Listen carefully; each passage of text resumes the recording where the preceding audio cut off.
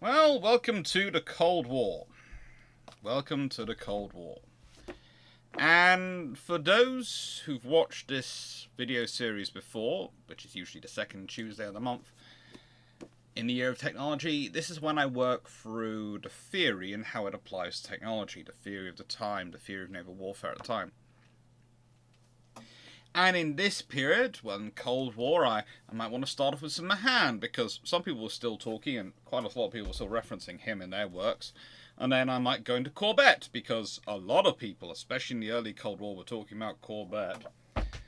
And then I probably talked about Hughes, because if I talk about Hughes' fleet tactics, theory, and practice, that actually is reflective of a lot of the writings of naval warfare, about the fear of naval warfare in this period, because a lot of it is people seeking very hard to make sure they preserve the institutional cultural memory that fleets have earned through blood and fire during World War II. So that's a big factor into it.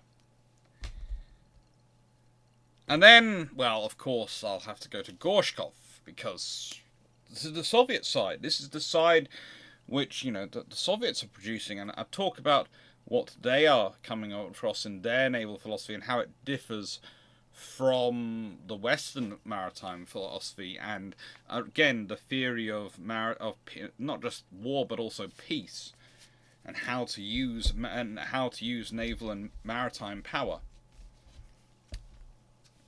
And then I'd go into, of course, Britain's naval future with James Cable and the theorists, the later war theorists. Talk about how the world has evolved. And that is normally what I would do. That is normally the policy I would follow. But both this one and the next one, which is the future of naval strategy, etc., are going to be slightly different. And there's a reason they're going to be slightly different. Because you see, at a certain point in the Cold War, someone has a bright idea. There's already been a policy going on by this point where politicians would jump from a little bit of this, a little bit of that, put it all in, see what's the cheapest option, and go with that in terms of defense procurement. And one of the big myths about Cold War defense spending is because the GDP percentage tends to be higher than it was today, that they were actually more structured, more viewing that spending, they're actually spending more sensibly. No, they weren't. But, in their defense, by actually having a constant churn of ships being built, etc., it did reduce costs. It did reduce costs and did mean a lot of domestic employment. And a lot of ideas have been considered. Not necessarily good ideas, but, they tried it. They did try it. And things go beyond that. Because by the end of the Cold War, you have this new idea emerging called defense or security, or occasionally deterrence, by matrix. Which, if you're thinking, Alex, is this a television or a movie? No. This is basically applying insurance. I would say insurance, and some of the stats and quantitative and qualitative analysis in terms of mathematical terms from insurance and actual science to defense and security. Basically, a country will program in what it thinks its exposure level is, i.e., what are its risks. They don't program in its level of risk it is prepared to take, and then it programs in how much it's prepared to pay.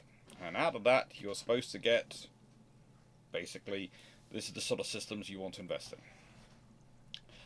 Broadly speaking, it's not quite that easy, but it's a way of matching up capabilities, etc., with your requirements. And this is a lovely, lovely idea. Apart from, here is the small problem. One, it depends on even those who we know are doing an illogical, irrational action, i.e., dictators, or people who are just bad leaders, who we know starting a war is usually an irrational, illogical decision, because starting a war is not good, and picking a war with someone more powerful than you is never sensible. It depends on there being an underlying logic to that irrationality. And that is an entirely intriguing debate, but it ultimately depends upon whether or not you believe in various forms of psychological science, and whether or not you can profile countries the same way you can profile individuals, because at a certain point, when you're dealing with decisions for war, etc., you are dealing with an interesting hybridization of individual personal decisions and crowd decisions. And that makes things interesting. I'll get more into that later. But what you're dealing with in the case of the Cold War, at the end of it, is defense by matrix. I'm going to keep that phrase because that's the one I normally stick with. There are three problems with it. One, it ignores things which are not really quantifiable interests, i.e., emotional binds, cultural binds. The trouble for countries like Britain, like America, like all those countries which have, in Britain's case, through empire and connections that way, and the legacy of that, through America's case, the legacy of immigration, you have cultural ties, you have communications with the vast majority of the world. Therefore, very quickly, people's problems elsewhere in the world can become your problems. In simple terms, why do you think the ground for America getting involved in World War I and World War II was both so fertile? Why do you think? Yes, there are reasons for them getting involved, and people can provide very strong reasons. The sinking of a liner, the attack on Pearl Harbor, all these things, and Hitler's declaration of war, which really does help Roosevelt out. All these things happen, yes. But if none of the country had wanted to get involved in the war in the first place, it would have been a very different scenario than what happened.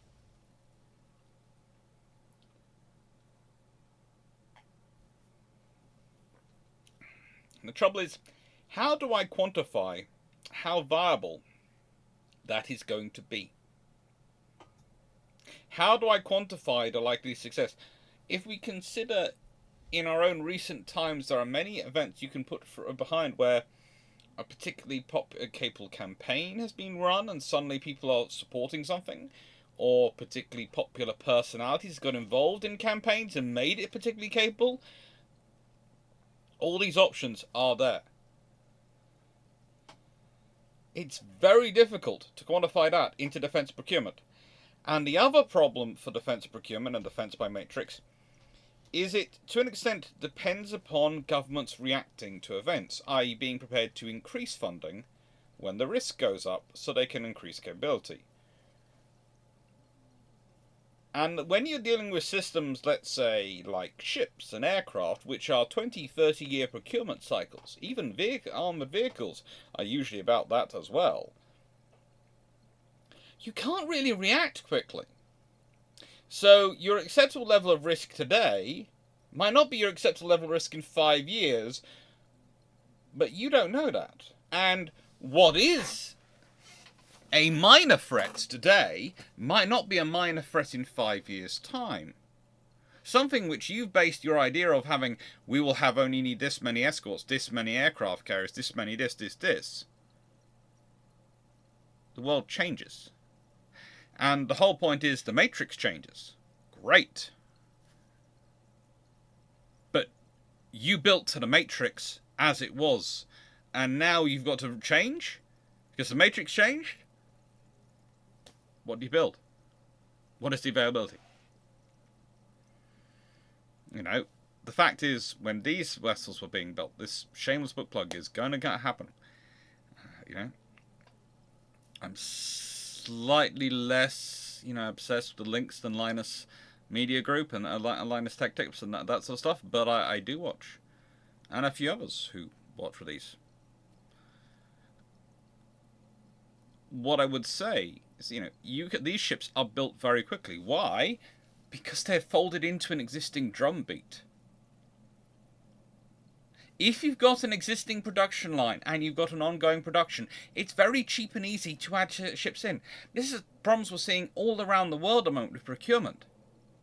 If we're looking at Australia and the issues going on there with the Type 26 program, and all the other things going on, a large amount of that is due to the fact that there has not been a consistent drumbeat. You want to build something domestically, great. But if you're going to keep building it in fits and starts, instead of continual process, you are going to have very expensive bills added on a regular basis to make up that differential. Because otherwise, either you have to pay for a lot of people to sit around doing nothing for years on end, which they tend to not like, or you have to pay to hire and train a whole load of people who then, the moment the project is done, you're going to fire.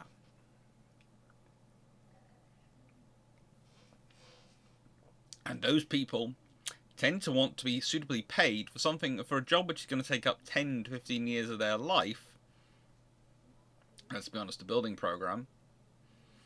It's probably going to leave them with physical conditions because it's going to be hard work. And at the end of that, they're not going to be able to find work in that field afterwards because no one's going to be building anything. So they have to change jobs. They have to transfer different careers. And yes, you can go, well, a welder, surely they'll find careers. And yes, but the thing is, they've had 15 years of a fairly stable job with 15 years with a family and home life. Do you want to go off and be a welder in the oil fields and those areas when you are not in your 20s but now in your mid-30s with a spouse, with children? Do you want to do that? You might have to do that, but that's the career you want to do when you're younger, is traveling all over the place and doing different jobs and running all around the place, getting experience and doing it. When you're older, when you've got a family, etc., you don't want to move. Well, most people don't. Yeah, I suppose, I'm sure there are some who do like to, and there are many who have to because of work, but you don't really want to. So you've got to factor that into the pay, and you've got to factor that into your career. You've got to factor into the profile of the people you're hiring. And why does this come about now? Well, because the Cold War was very simple compared to the rest of human history. We lived in a multipolar world, to use that particular phrase of international relations, for most of human history. Yes, powers were stronger than other powers, but ultimately it was a multipolar world. During the Cold War, you have a bipolar world, i.e., there are two major powers, and everything, including economic systems, a lot, is divided into one power or the other power. And the whole war is about whose economic system will triumph, pretty much. Who will secure the most allies, secure the most of most of Earth, the most control, and therefore will swamp the other one. And it made it so easy. The reason that all these books I can talk of, and all these things, and I can go, people were talking about they had theory, but they didn't take the theory on board, was because the world was very easy. You were either red or you were blue. You were either with us or against us. And that made everything easy, from politics to international relations to procurement.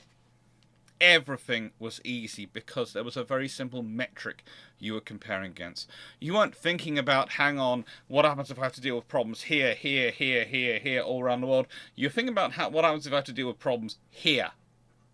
Everywhere else was a secondary theatre. This was the primary theatre. Nothing else mattered. And that was it. That was the world you were dealing with, and that made it all very, very easy. That's why you could have nations go, yes, we have global reach, but we are anti-submarine warfare, only Navy. That's all our ships are really good for, anti-submarine warfare. But we have global reach. Really? Do you?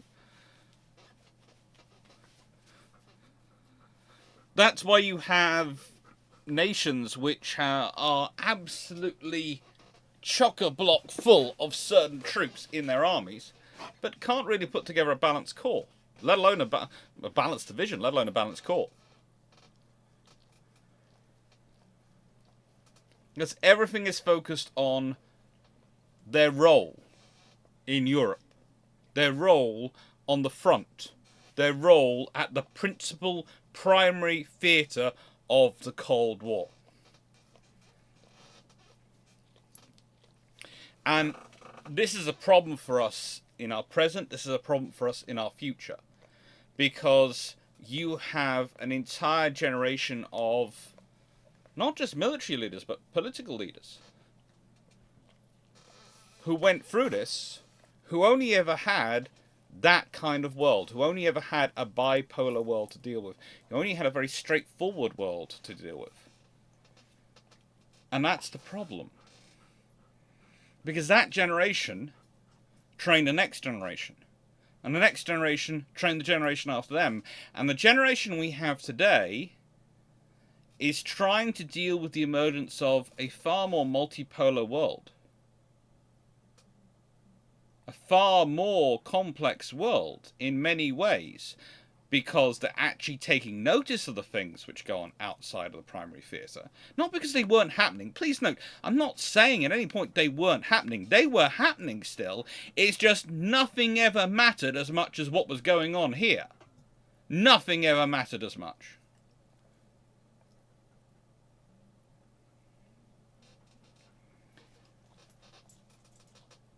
And I would say that most of our systems, most of our procurement ideas are wrong because of that.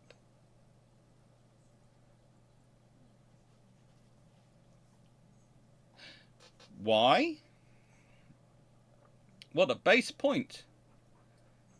In this scenario, you had a very stable alliance built around a superpower, but also several major powers, who were all committed, all focused, all part of the same economic system, all tied into the same, broadly speaking, worldview, and it was beneficial to work together. So you had a lot of harmonized capabilities. And nations could afford to not have some capabilities because, don't worry, their allies had. And they'd always fight together. Because the only chance of a war, the only real chance of a war, is if this goes hot. So you don't need that capability. You don't need that presence there. Your ally has the presence there. Your ally has that capability. And you'll definitely be fighting alongside them, so why worry?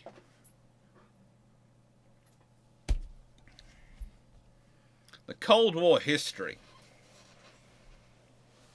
is...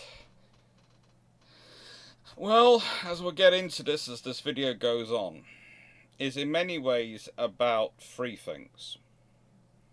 It's about the pursuit of technology and competition for technology replacing the competition for capability. It's about a very simple perspective replacing a very complex one, because it's easier to sell, it's easier to discuss, it's easier to quantify. And most importantly, it's about everyone on all sides always claiming to be able to do more with less, thanks to synergies and alliances and new technologies.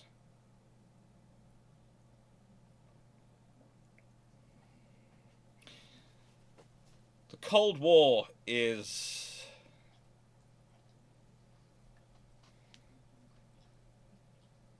well, in many ways, it's as much an absence of strategy, and geostrategy especially,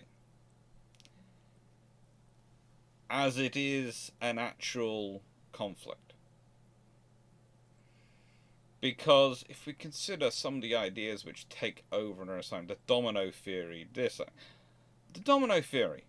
Let's see. One country falls, all the others will fall. Why? Is this because all the countries have the same circumstance in them and the same problems? Do they all have the same people in them? Do they all have the same issues?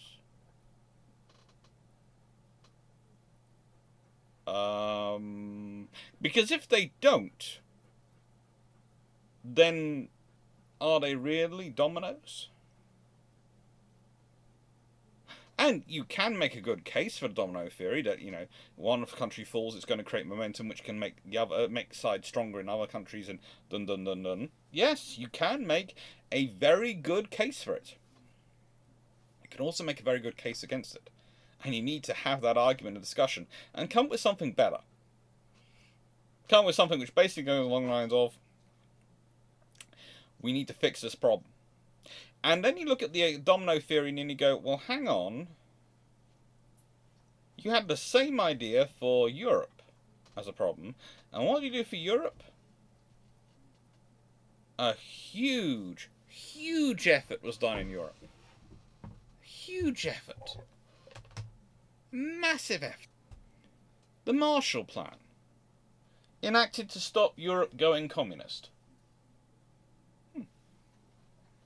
Enacted to help Europe recover from World War II, but more importantly to stop it going communist. What is that plan? Economic support. Economic growth. I.e., people don't tend to rock the boat if the boat they're in actually looks like a viable entity.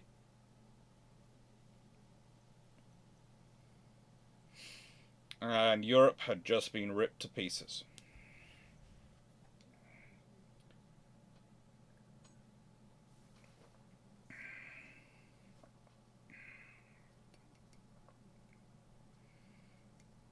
So,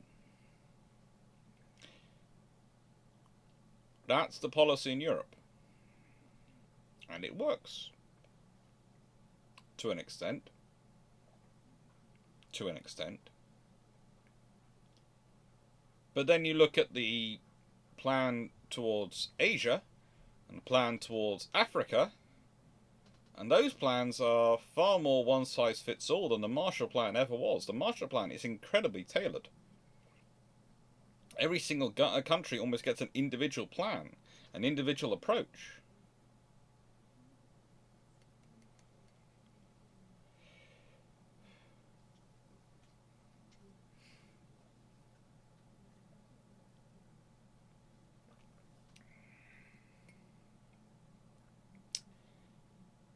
So what are the first big ships that really have an impact on the Cold War? Well, it's got to be the Sverdlov class. The only part of Stalin's big gun fleet which is actually built and completed. Post-World War II. Stalin's present ships sent around the world to show the might of the Soviet Union. And immediately they cause all sorts of furor. Because after all, peace was coming, wasn't it? World War II was over. Peace was coming. That was what a lot of people have been selling. Yeah, there were threats. Yeah, there were worries. But peace was coming, right? But it wasn't. Suddenly, all those decisions to cut all those very, very advanced systems being finished off at the end of World War II to save money starts to look very, very short-sighted and stupid, doesn't it? But don't worry, new technology will come in. No, no, no. You didn't need those vessels. You didn't need those systems. We don't have to worry about, Soviet naval diplomacy. We don't have to worry about Soviet surface raiders. We've got new technology. We don't have to have a strategy for defeating them. We don't have to have some global thinking and thought process of how we're going to do it. We will have technology. That's what immediately is jumped upon. What is this technology going to be? Well, eventually it leads to the Buccaneers, honestly. The Blackburn Buccaneers. But there are all sorts of other systems which are looked into and are put forward and developed. And the idea is, how do you take out a cruiser? How do you take out these cruisers as quickly and as viably as possible? But one of the things that keeps coming back, and it's one of the unanswered questions of the period, it's a rather interesting one, is what do you do about these cruisers when they're not anywhere near home? What do you do with them when they're out cruising the world? What do you do with them if they're in the Indian Ocean, or if they're in the South Atlantic or the South Pacific? Because you're talking about the Soviet Union, the nation which had spent the most effort and had been Britain's biggest competitor in trying to recover details of the German surface raiders and how they performed in World War II and how they've been supported. One of the interesting things for the end of World War II and the picking over the carcass of Nazi Germany is the various races which go on for different pieces of technology.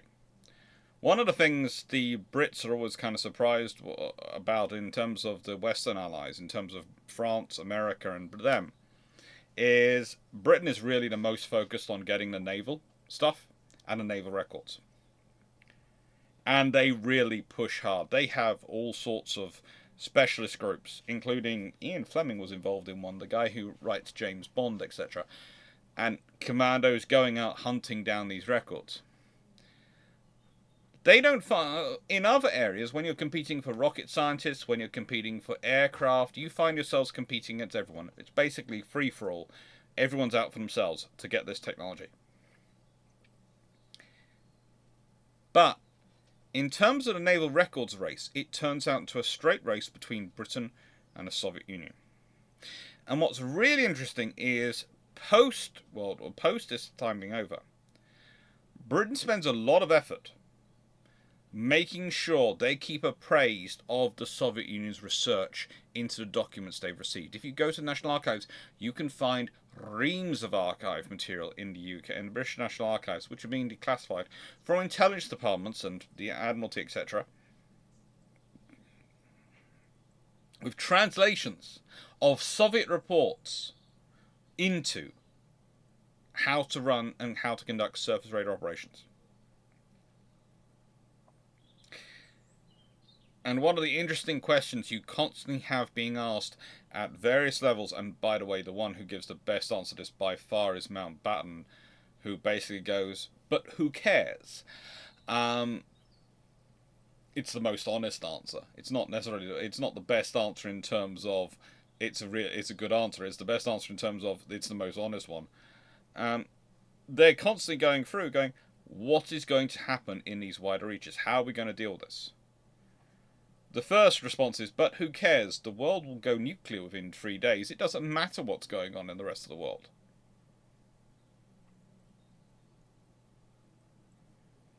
And that is ultimately your other major trouble. The Soviet Union is preparing to do surface raiding and other options.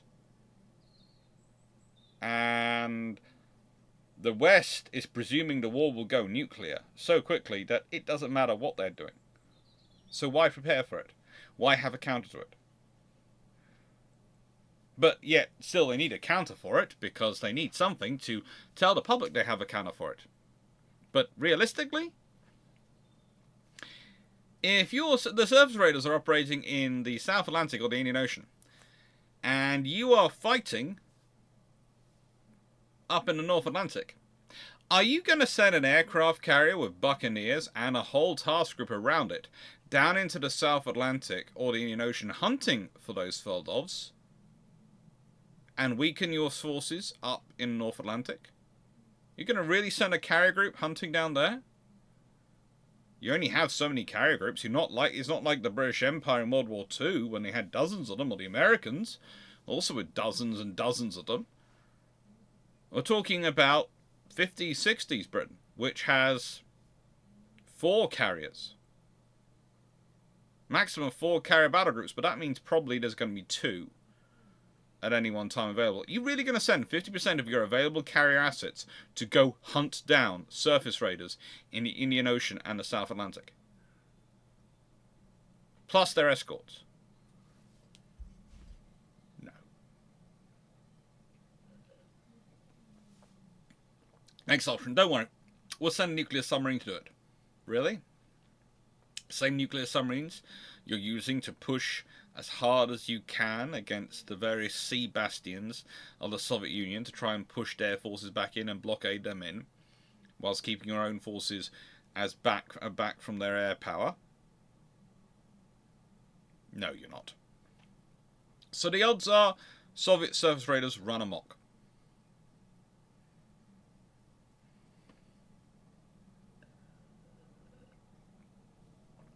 So the real question is, what happens if all the analysis of all the ideas over the war being over quickly, over the war going nuclear quickly, doesn't pan out?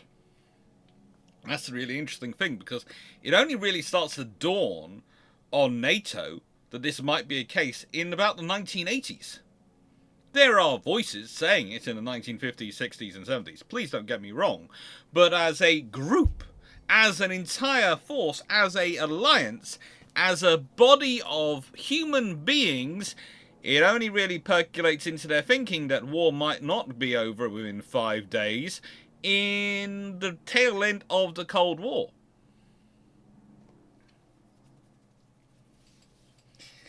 And if that's not an absence of strategic thinking and cross-examination, I don't know what is. And yeah, that's the history. Cold War was a weird time. It honestly was. And one of the other factors was because it becomes the only discussion in the room. It becomes the only discussion in the room. One of the problems, and I've discussed this with a few people over the years, that comes when you're looking at the Falklands War, and oftenly quoted, and I've quoted it as well, the sheer number of people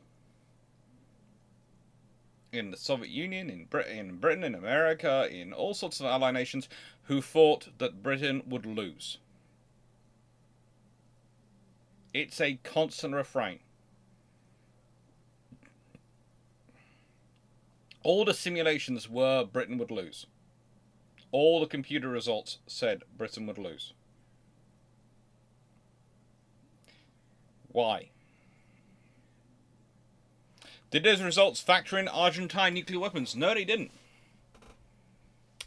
But every single result and factor and analysis was all based in software which had been built and systems which had been built with the idea of a total war in Europe where targets were going to be in range. One of the interesting factors that Michael Clarke, who was the Amphibious Task Group commander, one of the most forgotten commanders in the whole of the conflict. It's the amount of time people go, oh, the two commanders were Sandy Woodward and Julian Thompson sat down there. No, Sandy Woodward is Carrier Battle Group commander. Task Force commander is back in the UK. They didn't deploy Task Force commander. They didn't. There was a Vice Admiral who was available and who should have been sent, Derek Graffel. He wasn't sent because the British were worried, because everyone was telling them to lose. They went, if we deploy a Vice Admiral and the Vice Admiral gets sunk, we're going to look really embarrassing. So what we'll do is we will run it and we'll have a full Admiral back in the UK run it. We'll use the excuse of coordinating submarines, which we more easily do from back here. And, Cunningham had said that when he stepped ashore after commanding the fleet, and started commanding from that was going to be the last time a commander-in-chief had ever fought a fleet from the sea. The communications requirements meant that they're going to be fighting it from shore. So, there's lots of good reasons for us to take command and be in charge from here. And so that's what they do. So you have Sandy Woodward go down with the Carrier Battle Group, and he's in charge coordinating that. And if this task group coming down under command of Michael Clarke, he has Brigadier Julian Thompson aboard as the commander of 3rd Commando Brigade. But the Amphibious Task Group command structure is basically like this. So whilst they're at sea, and until there is the change of operational command after amphibious assault, you have both the Brigadier and the Commodore are Amphibious Task Group commanders, are Task Group level commanders, i.e. Land Group and Amphibious Group ships. But the Amphibious Force commander is also the Amphibious Group commander, so he operates, or he or she, can be either this position or this position in, occupies both positions in the triangle of command. So Michael Clarke's bringing himself.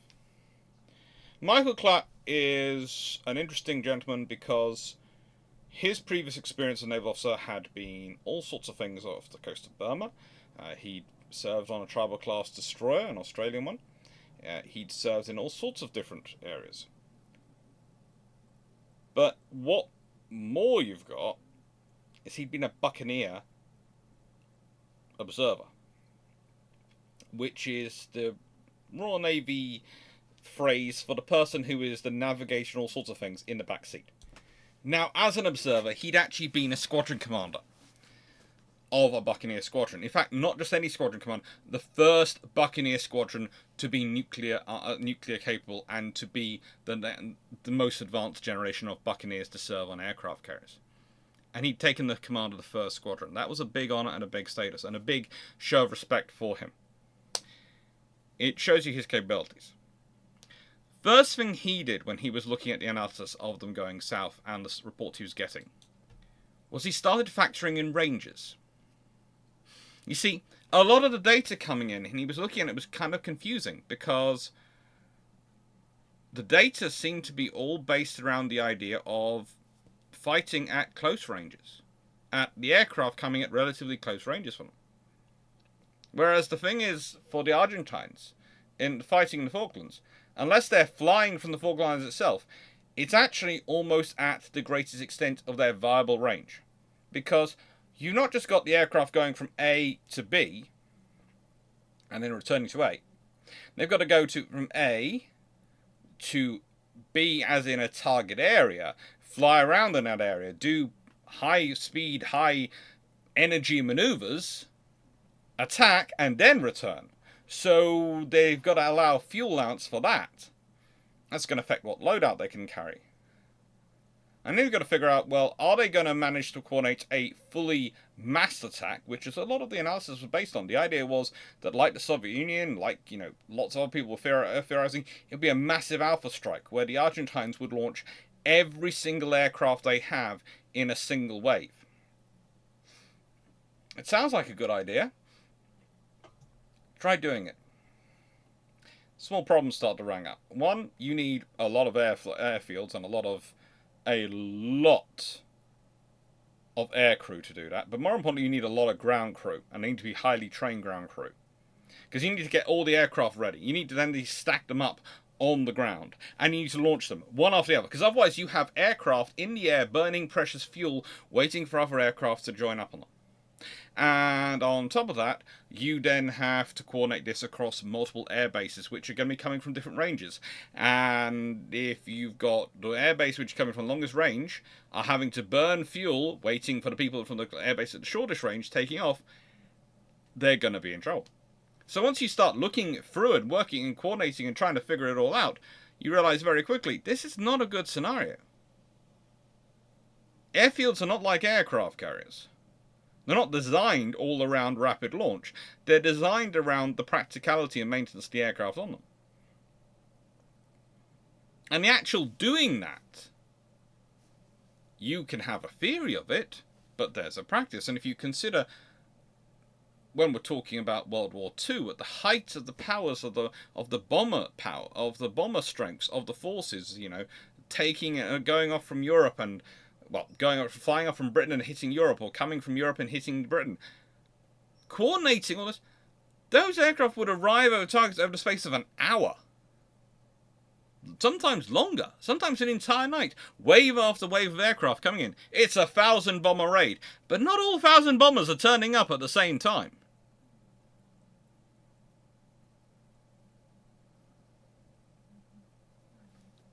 And so there's this idea of what should be happening, about what you should be capable of, and that's being fed into this data and coming out producing one result, and then you have the reality of the conflict. Another good example you have is the Cuban Missile Crisis. Cuban Missile Crisis, other than the Falklands, is a good example of when you have actual physical problems, because in theory this shouldn't happen this way. Because in theory, NATO had, and the Western powers had, control of the seas. The seas were in their remit. And yet here was the Soviet Union pushing it. Okay. What are you going to do about it? What are you going to do about it becomes a solid question. We end up with this weird sort of standoff in the middle of the ocean, with two fleets staring at each other pretty much, and aircraft constantly flying over each other, and the realization that ships are all sovereign territory on an absolutely international highway which no one has actual rights to control.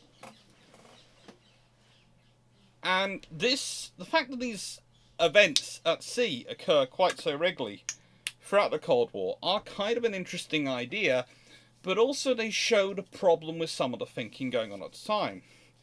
Because the Cold War, of course, is dominated by borders, by boundaries, by, especially in Europe, things like Checkpoint Charlie, which are these incredibly focused positions where you stare across at each other, and it's clearly demarked who's on which side and what their role is. And then you can sit there and go, well, you don't have that in the sea. But both sides try to carve that out for themselves in the sea. They try to carve out zones of influence, zones of control in the sea. This is the honest thinking behind some of the lines of defense. There was an honest idea that the Greenland, Iceland, UK gap, that if you put the GI-UK gap, if you put all the sort of hydrophones and sonar sensor systems that were put down on the seabed to listen, you could create a barrier over which submarines could not cross, over which the Soviets could not cross. At which point, you would quickly gain control of the North Atlantic, uncontested control of the North Atlantic, because any vessels that tried to cross, going south, you destroy. Any ones which were south of the line, your hunter-killer groups would find, and therefore the Soviets would either have to withdraw, in which case to safety beyond the Socialist line, the other name for it, or they'd have to, die. That was the theory. Yes, Technology means we will no longer end up fighting another rerun of the Battle Atlantic. Well, three problems happen with that. One, the Soviet Union develops their own, we can call them, for want of a better phrase, aircraft carriers, but also supersized surface raiders. Honestly, I've done my piece on the Kirovs and what they came about from last year when I was talking about the Soviet Navy, and I've done some stuff on Soviet cruisers at various points. So I don't feel the need to explain too much more about those, but please go search the channel, you will find more information about them. They start to build things which have the ability to definitely cause trouble around the world and be operating in the rear to replace the Sverdlovs in that role. But more importantly, they start to build faster, tougher, deeper diving submarines, which are going to be more difficult to intercept. And they, of course, have long-range bombers, which are going to be armed with long-range missiles, which are also going to be fun to try and intercept. i.e., technology as a replacement for strategy doesn't work, because anything a human can devise, another human can usually devise a counter for in terms of technology. So you need a strategy. And the trouble is with the Cold War is that, honestly, your strategy is economic systems. And there's another problem. Because if your peacetime strategy, your method of binding your alliance, your friends, your supporters, willing or unwilling, together is an economic system, you need to keep that economic system functioning even in wartime.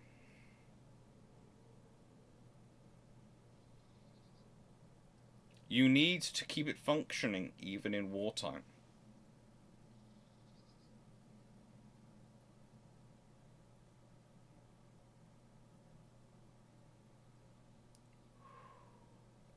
This is not good.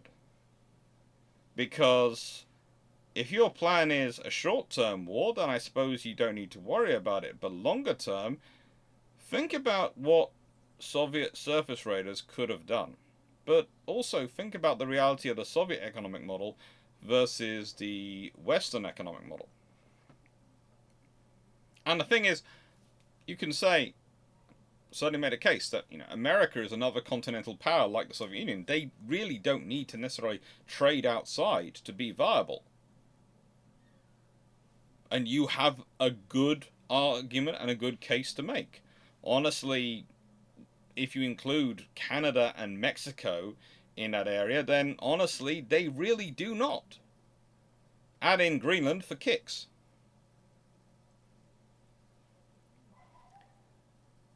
But the reality is, if you want to defend America, you don't want to be defending America from its coastline. You don't want to be defending America from its airspace.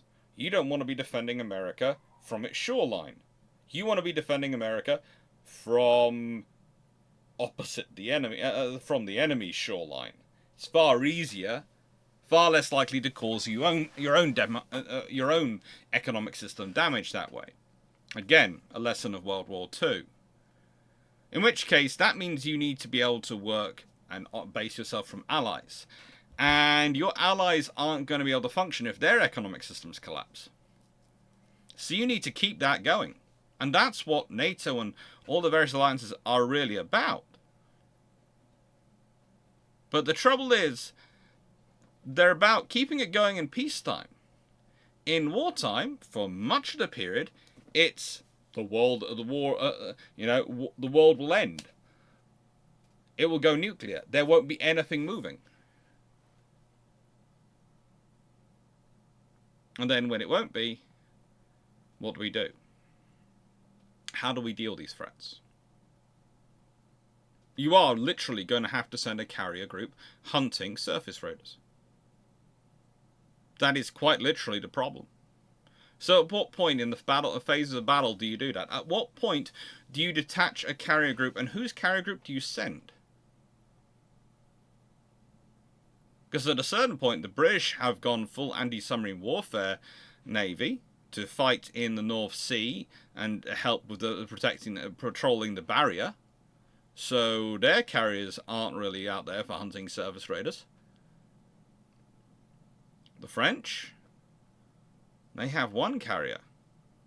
They are an occasional member of NATO. This is a almost problem with NATO in that they fall in, fall out, fall in, fall out. They're usually on the side of NATO, but they are occasionally on their own side as well, and they only have one carrier. They have two carriers for some periods, but then they have one carrier. So that's, again, how likely is it that their carrier is going to be available? How likely is it if their carrier is available, it's not doing other tasking for them? Because they want a carrier in the Mediterranean. They want to be able to assist with that duties, because look at the trade routes which go through there. You know, they have an advantage. Their north coast, that sits behind Britain, Denmark, Belgium, Scandinavia. Cute. But their Mediterranean, well, in the Mediterranean, there is a Soviet presence, and they might well be needed to fight a deal with stuff there. So that means it's got to be an American carrier. But which American carrier are you going to send? Where's it going to come from? Because at a certain point, naval strategy is procurement strategy. Because if you don't have the equipment, you can't do anything.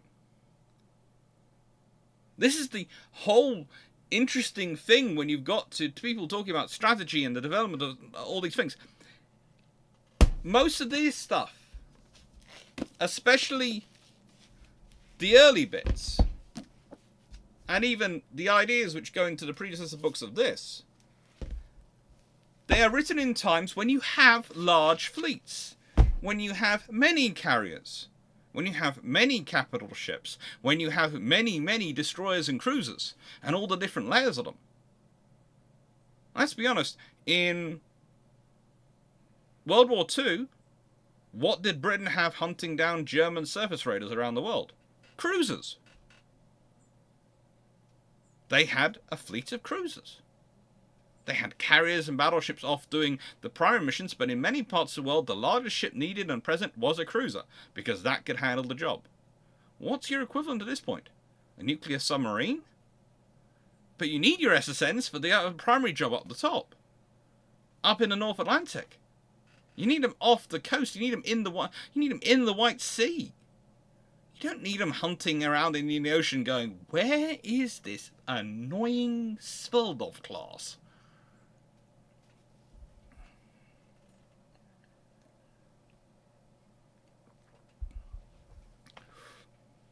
Because strategy during the Cold War, and I know I keep repeating this, but it needs to constantly be said, because it factors into every single scenario, boils down to, for a lot of period, war is going to go nuclear very shortly, and then the world is either going to be over, or we're not going to be bothering.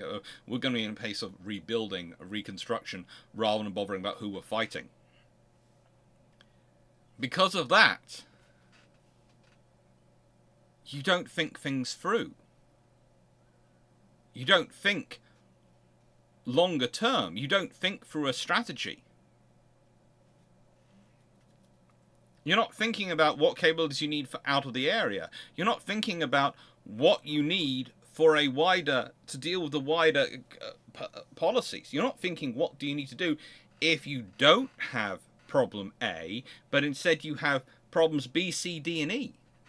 Because everything's focused in on this massive problem.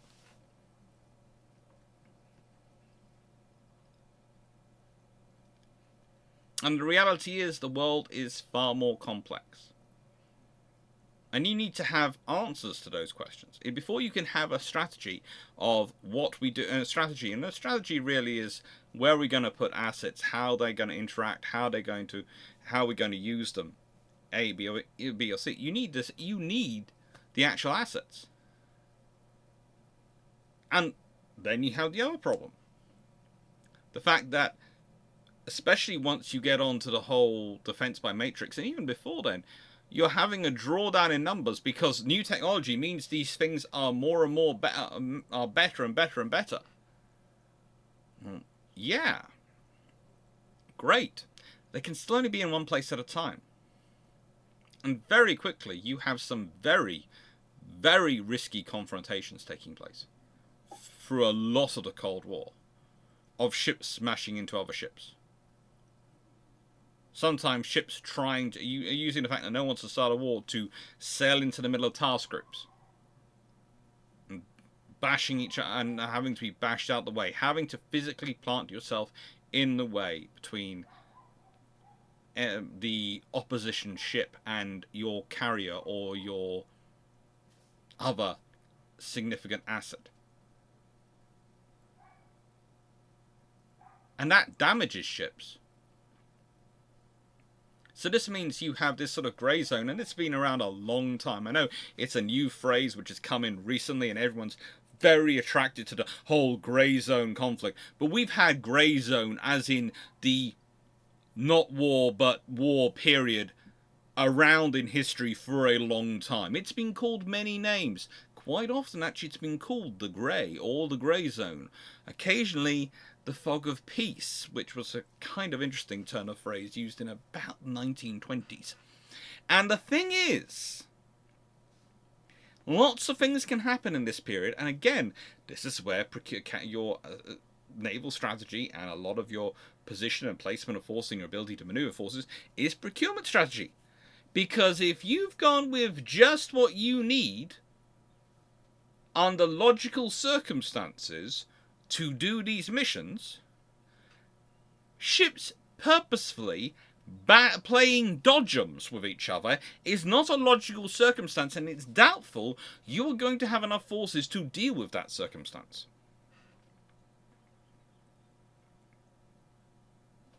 That's before we factor into the fact that, according to the studies and the development of them, 2 carriers for the Royal Navy be more than enough to guarantee carrier availability.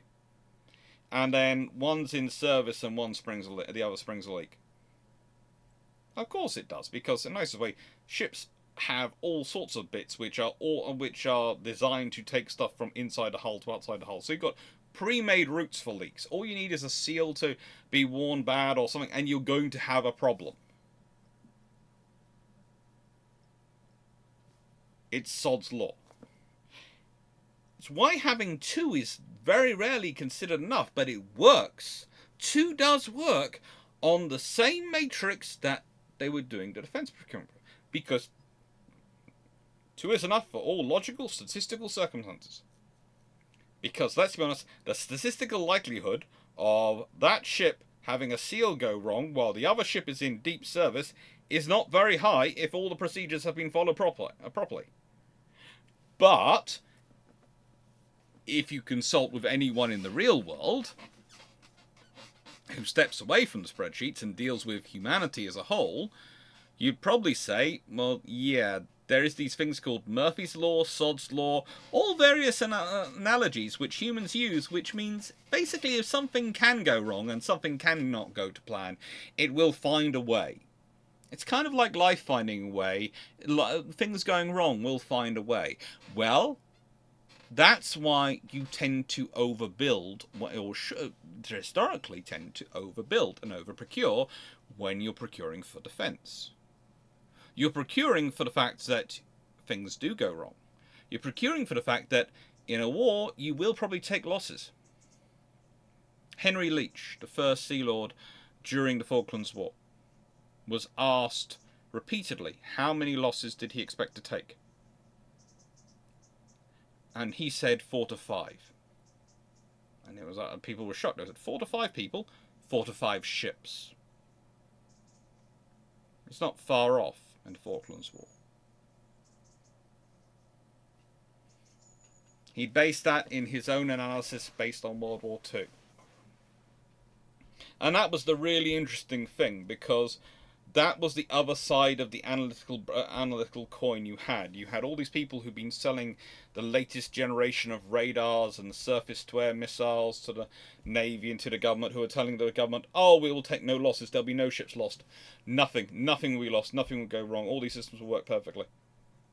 And then you had others on the other side, mostly from the air forces around the world, but a fair number of others, including the US Navy, who were looking at the Royal Navy going, but you don't have airborne early warning. You have Sea Harrier carriers and no airborne early warning. You have Sea Harrier carriers. Please note, would you like this equipment? No, we don't need it, and we can't crew it, even if you give it to us. Let's not start even on the idea that comes up too often with the Falklands War from the Argentines, that somehow HMS Invincible was sunk, and the Royal Navy apparently managed to replace her with Ark Royal and then secretly build another ship to replace her. Considering the thousands of people that would be involved, and the people that would have been killed if such a ship had been lost, let's be honest, if that had managed to happen, it would be frigging amazing if it had managed to be a secret for more than 2 minutes. But let's just think about the fact that to build another ship, it would have to be done in a shipyard, which would kind of be visible to everyone, especially the yards we had at the time, in terms of their capabilities, and the size of ship you'd be building. So I think the press would probably have noticed.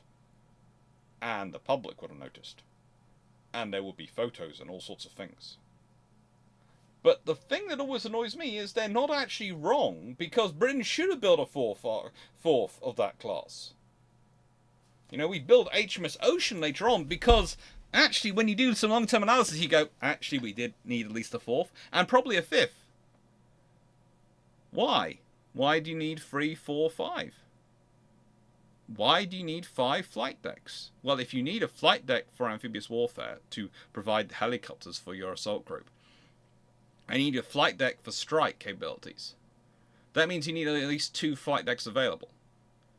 So if we consider we have on the deterrent strength, we have 4 submarines for the ballistic missile deterrent, for the nuclear deterrent, UK's nuclear deterrent, to guarantee 1 at sea, i.e.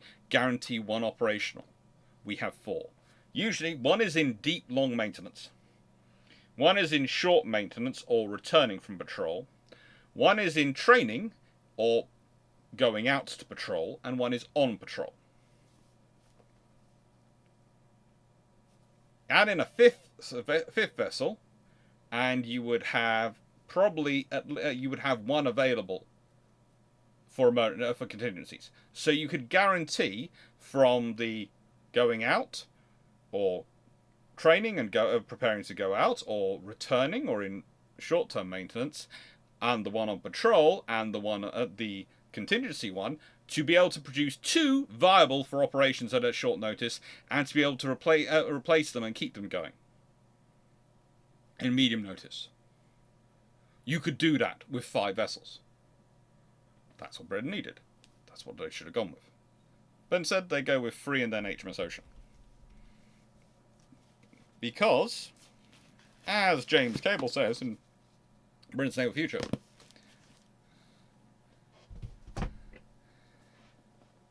it's complicated. Because at the most point, the politicians look at the Falklands and look at most of the leaderships around the world, look at the Falklands, look at outside of area operations in the Cold War as the abnormal. They're looking at operations in the North Sea. They're looking at operations of delivering the amphibious task group to Norway.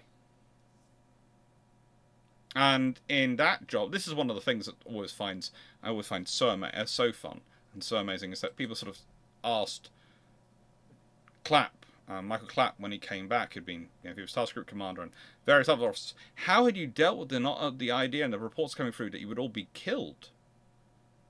And it was a case of, well, that's what we were told we were going to do anyway in any war.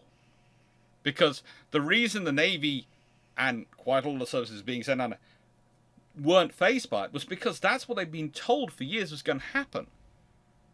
The ships doing the delivery to Norway were given a survival life of less than 24 hours. The whole point was they had to be offloaded as quickly as... The reason they had landing platform docks and all those things to do what was considered almost an administrative landing in Norway was they expected to, by the time they turned up, to have the port facilities in Norway have been blasted, to be delivering the troops as close to the front lines as they could, and they were considered to have to try and get them off in 1 night because there was no chance of them still being alive in daylight because the moment the Soviets realized they were there, they would be sending everything they could at them, and they would of course destroy them, because it's a mathematical certainty, because the sheer amount of weapons which would be deployed.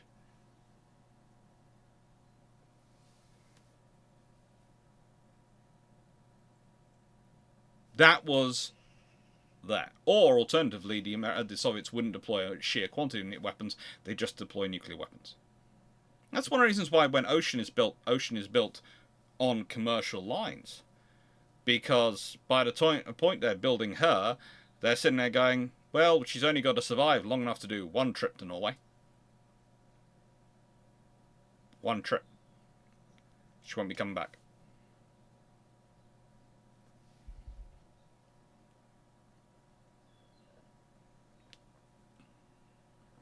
The Cold War is not strategy. The Cold War is not technology, and the Cold War really isn't listening to World War II as much as it should have done. Because once you start to look at the Malta convoys, you start to look at all those scenarios where you went into overwhelming air power. You very quickly realize there are no certainties. Even in war, even when faced with mathematical certainty, there are no certainties when it comes down to war. Because there are a lot of squidgy organic bits involved. No matter how automated or how advanced we make warfare, there are still a lot of squidgy organic bits involved, and squidgy organic bits make all sorts of calculations and errors. And correct, and make guesses and get things right. You know, you can do everything right on your side to launch your attack and not make a single mistake. The other side could still get lucky. They could have a brainwave. They could have an idea. They could have someone who has sat there thinking and looking for everything and gone, but what happens if we try X, Y, or Z? And that might be just what's needed.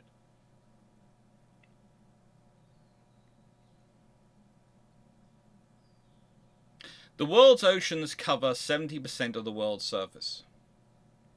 Huge amount of the untapped natural resources.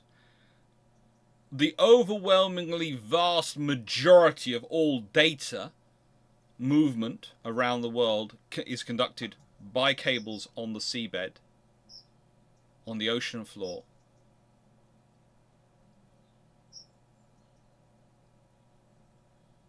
If you think about your telephone communications, if you're talking on a mobile phone, when I was talking in Australia and calling my family back in the UK, my mobile phone signal went to the nearest tower in Australia, or actually tend to actually go over the Wi-Fi from the hotel in the hotel, over the internet, cables all the way to the UK, over the Wi-Fi to my mum's phone. That's it. It's not going via space. It's not going via anywhere interesting. It's going by the world's oceans. And yet, this has been the case for most of the Cold War. Has been the data and the movement of goods, personnel, and material has gone by sea, and information by sea, and yet, for most of the period of the Cold War, naval strategy was things like HMS Ocean. It's going to survive one trip. That's all.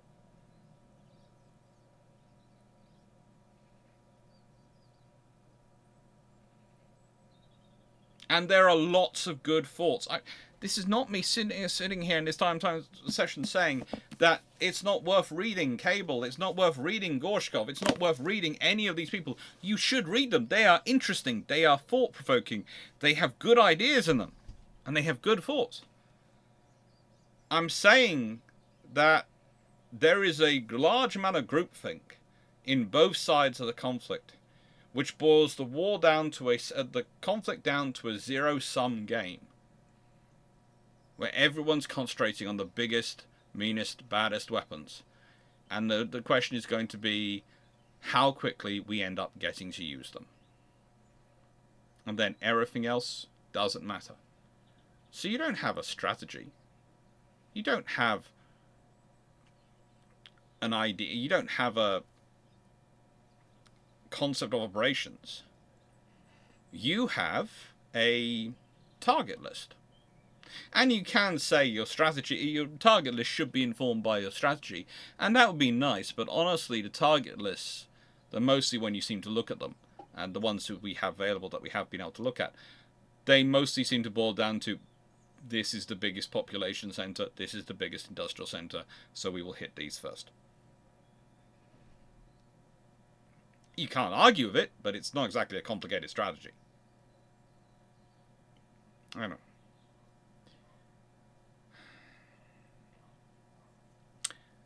We've already got to this point, and well, I should probably ask you today's question. And as this is the 4th recording of this week,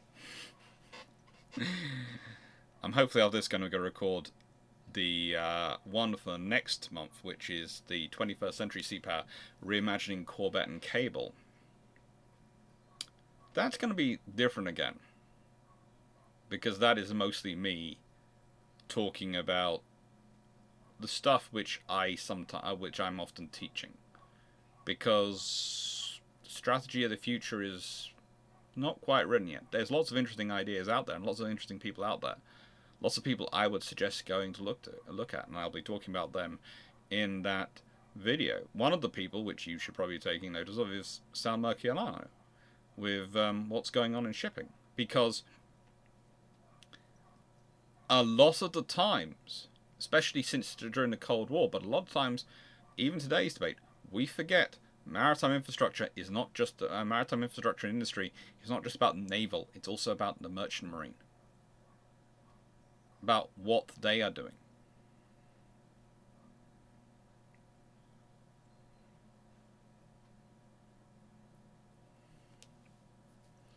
So today's question, I'd like you to think about, and I'd like you to consider that question which many NATO powers and command structures didn't consider, which is, what do you do if war carries on, doesn't go nuclear because both sides have nuclear weapons and neither wants to use them first, and you have surface raiders to deal with in the Indian Ocean and the South Atlantic? What do you send? Where do you take it from? How do you make that decision? Anyway, thank you very much for watching. Let's consider what else we've got coming up. We have all this. We have next week building the fleets of Trafalgar. That should be fun. And then battleships and battlecruisers that might have been in 24th of October. And then November looks like a fun load of stuff. I'm honestly looking forward to unrotated projectile style missiles. I'm imagining the number of discussions I'm going to get about that. And then we have this. I have finally put together the live list for October and December and November. And you will see some of these have been posted online. The ones I haven't posted are the Patreon ones. Now, I'm actually starting things slightly different with Patreon, in that I'm now going to be taking the suggestions and the vote for November in October, the suggestions and vote for December in November, the suggestions and vote for January in December, and so forth. I'm going to be trying running a month ahead because I think that gives us all a bit more time to prep for things, and it should hopefully make my life a little bit easier. Thank you again to everyone for your support, those people who've joined the channel, subscribed to the channel, those people who share the channel, those people who've become members of the channel, who've become patrons, all of you. Frankly, I wouldn't be able to do any of this without you, especially at the moment, because as those who've been watching the channel, it has been bearing on my mind a lot recently. The department which I have worked in for the last 10 years, well, rather the section within the department, in faculty, and sort of faculty I worked with in terms of teaching most hours, which was actually academic skills to engineering students, rather than pure history, because I was trying to get a history post, but most of the institutions which employ naval historians are maxed out, and it's basically waiting for people to die, which is not really fun and feels a bit ghoulish. So I go and do contract work with those universities, but I found a fairly decent job, fairly stable one. Occasionally they had issues with remembering to pay us all, but you know, for academia that was fairly okay. That was okay for most of my hours a week. So I would still be doing teaching, and I'd be getting the pay, and I'd have all the academic access and all this sort of the JSTOR access and all those things through that institution. And I was teaching academic skills, and I was hanging around with engineers, which I like. I'm a historian, but I grew up in a family of engineers, and I do a lot of engineering history, and I got to go and teach them engineering history as well as doing academic skills, so it was a lot of fun. But there have been changes, so despite me, my getting contract and all things sorted out this year for the next academic year early, it's actually all been stopped. And it seems to be various things going on in the department, but it's been stopped. So currently, I don't have that work, and I'm looking for a new role to fill that post, and doing all that. I wouldn't be able to continue doing the historical work I'm doing. I wouldn't be able to actually continue having any snacks, or actually any real income stream, if it wasn't for your support, if it wasn't for YouTube. If it wasn't for you, I'm not sure what I'd be doing right now with that gone. I'd probably be in a really, really problematic place and really pulling my hair out and trying to figure things out. But thanks to you, I'm not. So that's all good. Thanks to you, it's fine. And please note, I would just want to say this. Life happens. Universities, employers change their opinions and change their decisions on things. It's annoying, but it's what happens. So there's no recommendations on there from me. I'm just... I will survive. I will find another way. But what I'm basically trying to say is thank you, because without all of you, I'd be really in trouble. So please, thank you for everything you have done, and if you have liked the videos and you aren't subscribed, please do subscribe and share. It's always good for the algorithm. The YouTube algorithm really seems to like three things. One, people who likes three things. One, any money donated to it. Super chat, super thanks, memberships, those things seem to make the YouTube algorithm very happy. Two, sharing on social media. At the moment, it seems to be skewing towards Facebook and Threads. It's happy. It gets more responses from than Twitter, or X as it now is. I'm not sure why. I've just noticed that's anecdotally entirely noticed by me in the last couple of weeks when I've been looking at the sources in the analyticals. Whenever stuff is shared on Threads, it seems to get far more of a bump than stuff which is shared on X, Twitter, whatever it is called. And yeah, that's fun. And the third thing, of course, is likes and comments. It really likes comments. They really like discussions. So thank you very much. Thank you for your support, and thank you for everything you do. And what we've got coming up? Well, we've got Jutland with competent British battlecruiser fleet commander. Just thought I'd add that one in. We have Norway stands World War II if Norway repels the German invasion. And then we have battleships are the separate category in the Washington Naval Treaty. I thought I'd add that in for the 26th of October, as it sounded like a fun one. And 2nd November, Battle of Empress Augusta Bay. 1943, pretty cool one. Patrons 88 and 89 are the 9th and 16th of November. And then on the 30th of November is the Battle of Sinop. And then December, 7th December, if not Pearl Harbor. It's an interesting question. What happens if you don't attack Pearl Harbor? What do the Japanese do if they don't attack Pearl Harbor? Where else can they attack? What else can they do? 14th of December, Patron 90. 21st of December, Patron 91.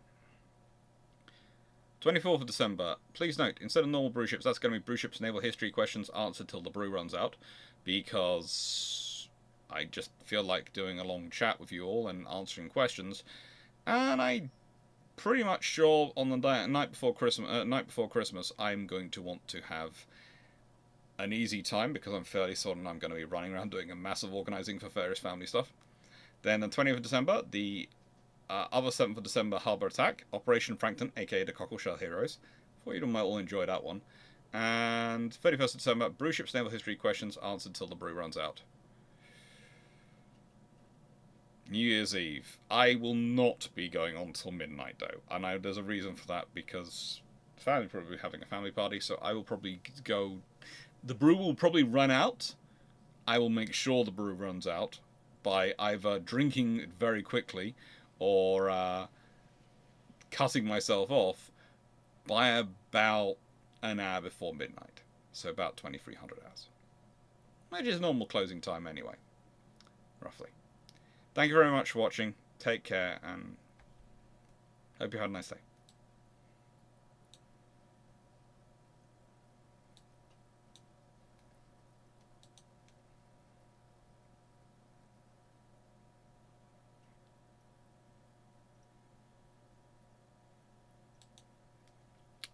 I am hungry. I think I've had today's Pop-Tarts. Yeah, that's not necessarily the smartest thing. But they were nice Pop-Tarts. But that's not necessarily smart.